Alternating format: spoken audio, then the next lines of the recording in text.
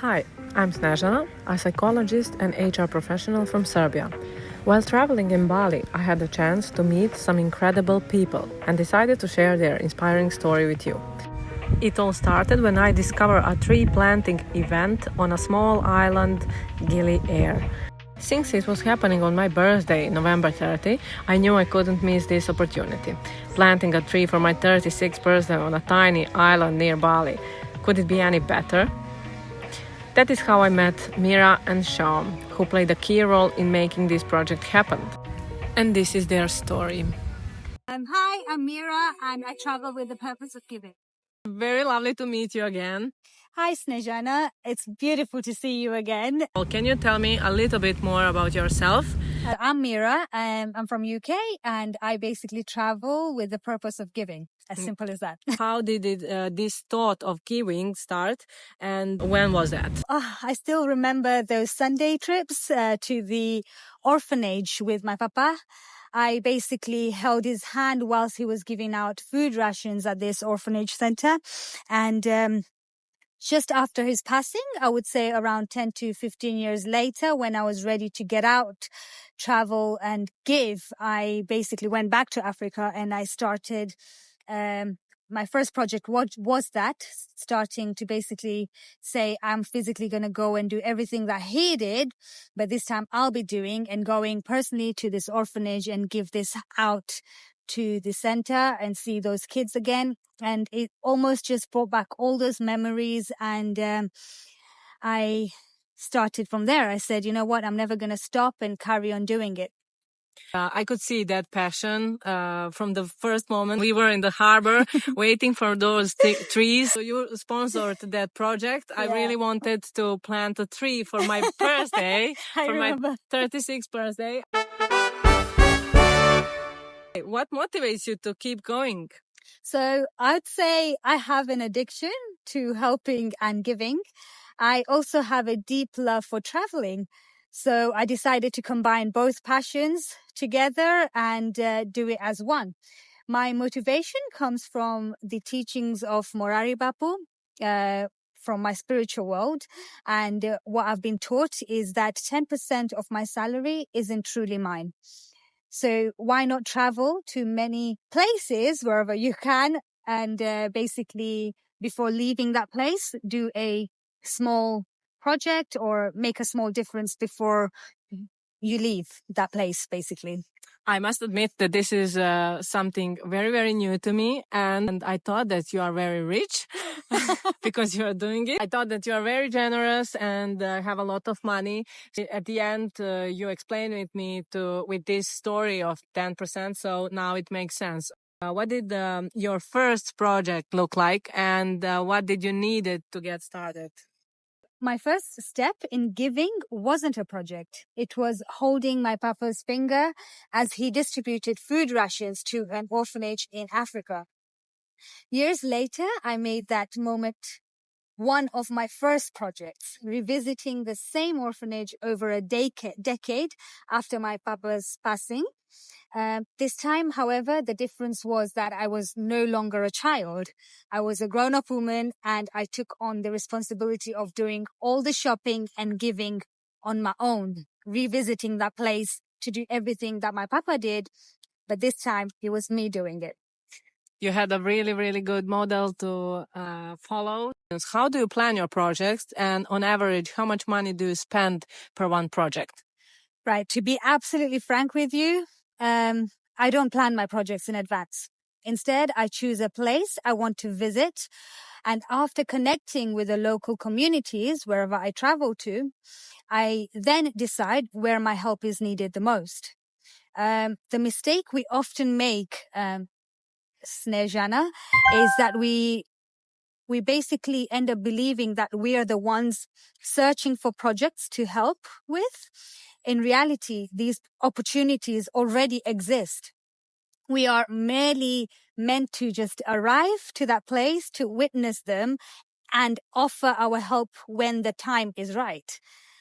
Each project basically has been unique, ranging from volunteering my time with the elderly, just basically giving my time, to spending as little as £20 to appreciate a family's efforts in their work life. And also investing around £2,000 in renovating a daycare for children, for example. So, and I've also, apart from that, got in touch with another organizations where they're already running big projects or looking after kids in Nepal, for example. I signed myself up for raising money for them. So, and I did a Mount Everest Base Camp trek and raise the money so I can fully 100% give that money, but again, do something challenging to myself. How many projects have you completed so far? Do you know even a number? While I've never kept count, I do keep a track of which countries I've gone to.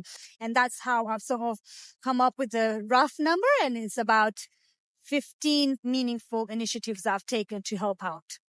Choose one or one project that it's your favorite or that you enjoyed a little bit more than the other one. Right. Lejana, right. Thank you so much for challenging me. Okay. One thing that has really been interesting for me and keep going is working for kids, especially.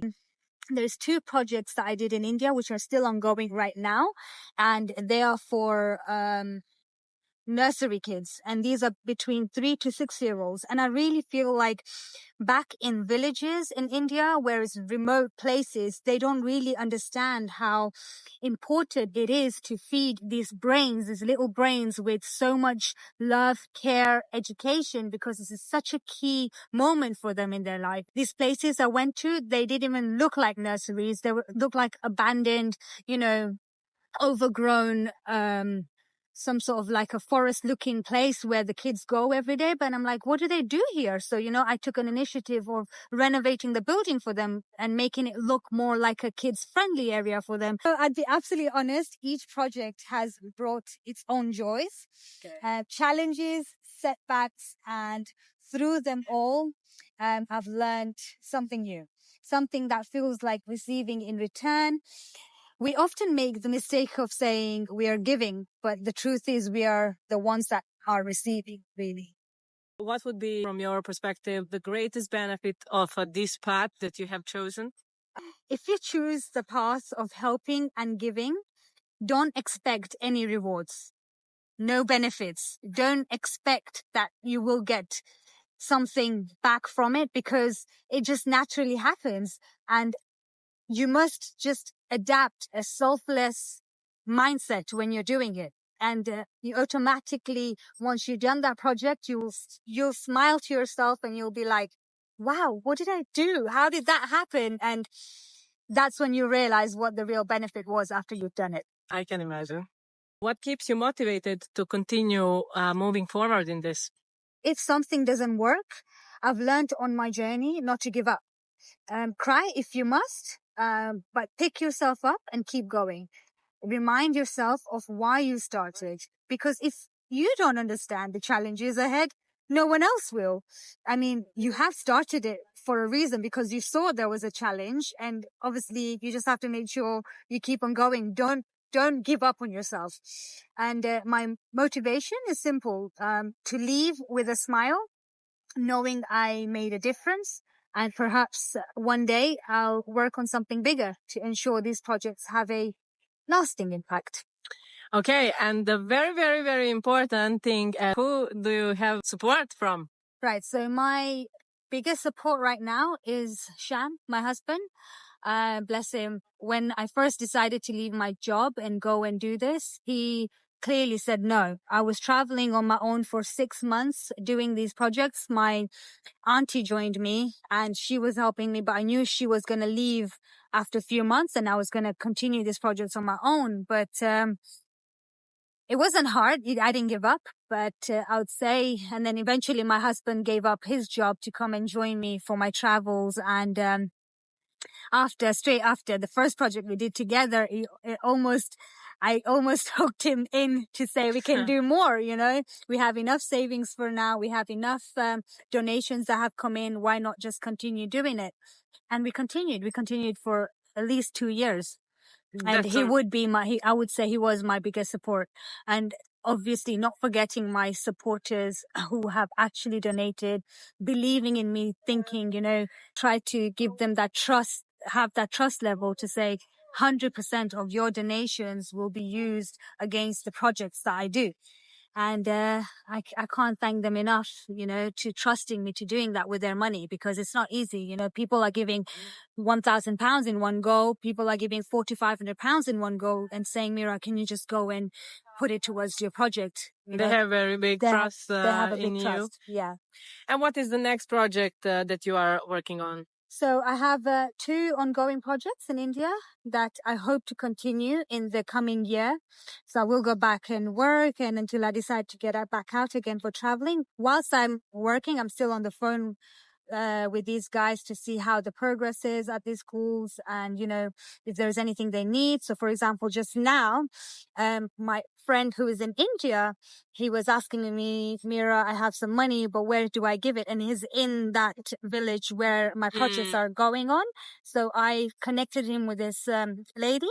And I said, what do you need? And this guy will take you shopping. So all they needed was a cooking pot for the school, because they cook their lunch for them. And they needed a school bell. So, but my friend went with the lady from the school and got all the stuff for them. And obviously they will be sending me photos to say we got all of this. So I'm far, but my projects are still ongoing. And right now, obviously I'll be going back to work. And after, when I can get back out again, I have 2 main projects in India that I hope to continue in the coming year, as I said. One involves addressing a persistent water issue at a nursery, and the other is the renovation of a nursery that I had already done. But unfortunately, due to heavy rains, I find myself back at square one and may have to restart again with all the renovations. So I'm not going to give up, not just because the renovations I spend money on are completely ruined. I will not show my back. I'm definitely going back and redoing it again. That's so good to hear.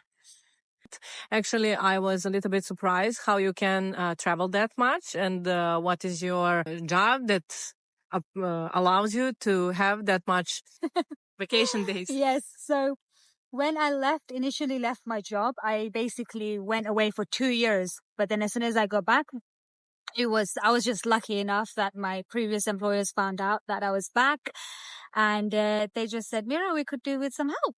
And not in a bad way, but I took an advantage of that. And I said to them, I have just come from 2 years of traveling and giving. Please don't take that away from me.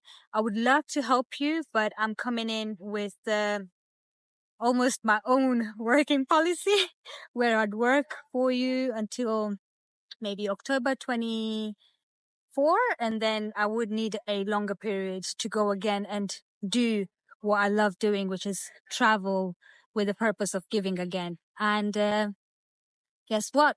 They said yes. That is amazing, really, and hope that it will be more employers who will recognize purpose of this and how big impact can be made if other people would do the same. similar things. You're absolutely right. And if they don't understand your purpose outside your professional life, then who will? If they want to keep you as an employer for a longer period of time, then they should learn how to sustain that relationship with them, From the perspective of an HR, it's not possible. It's not possible always, but it's very nice when it's possible and when somebody has a feeling of it. Mira, my last question. What advice would you give to people who are interested in doing something similar, but they actually don't know how or when to start?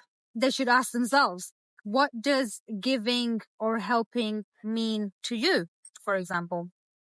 Whether for people or the environment, literally just start by asking yourself that question, and you will find the answer within. Snejana, I want to ask you something. So from the first time I met you, you were sort of motivating me to say, Mira, say this stories to more people so they know how can they do it. Can you tell me a little bit from whatever we've said and spoken about so far? How will you go and push yourself in starting? When I ask you what people need to get started, I really like your answer that you should just give it a try. If you want, just follow your instincts, your gut feeling. That's it. And just do it. And if it's a failure and you don't succeed it, There we go. that's also very good because you will get something from it. There is some reason why you did it and it's not, it was not successful. There we go. There Yeah. is literally nothing to lose. Yeah. If a thought starts within you, there is nothing stopping you. But one thing always remember, don't do it because somebody else is doing it. Don't try and copy and do something because somebody else is doing. You need to have that feeling from within, because if it comes from within, whether it's a positive or a negative, you will always end it with a positive. There is no room for negativity. There is no room for, failure, if I must say, because you will come out with, you'll always feel happy about what you've done because you would have given it 100%. When I met you, Sham did not record it vertically. Oh.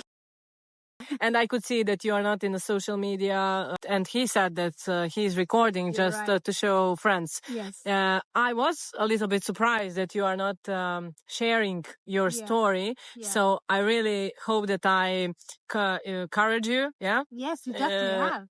To tell your story and not to be that much into mode of I don't want to brag with it. I'm doing it just because of myself. And I said yes, this is very good.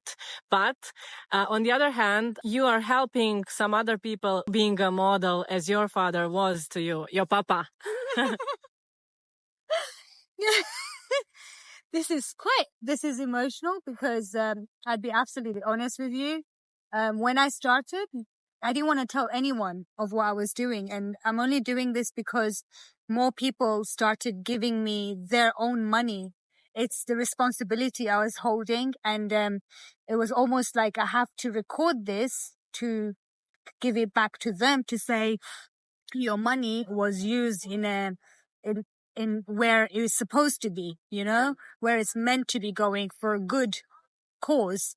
And the more I did that, more people saw that. And, just before you, one of my friends who actually donated quite a bit of money, he said, Mira, why do you not post this? And I said, but people will think I'm showing off. And he said, no. And as you said, thank you again. I am really thankful to you for motivating me to put this on. And the more I've spoken to you, I have literally put it down on what I want to do as a next step and how can I take this to share with other people that want to do it. That would be so big results of your purpose of not only traveling with the purpose of giving, then also inspiring other people to do that. And that would be a huge, huge impact from your side. I can't wait until I can say that somebody else did something, and I don't want to take a credit for it again. I want them to take the credit from themselves because they're doing it themselves. But I just want to be there as a guide to say, no, you can do it. Go and take that step, however small it is. Mira, thank you very much. Thank you. Thank you.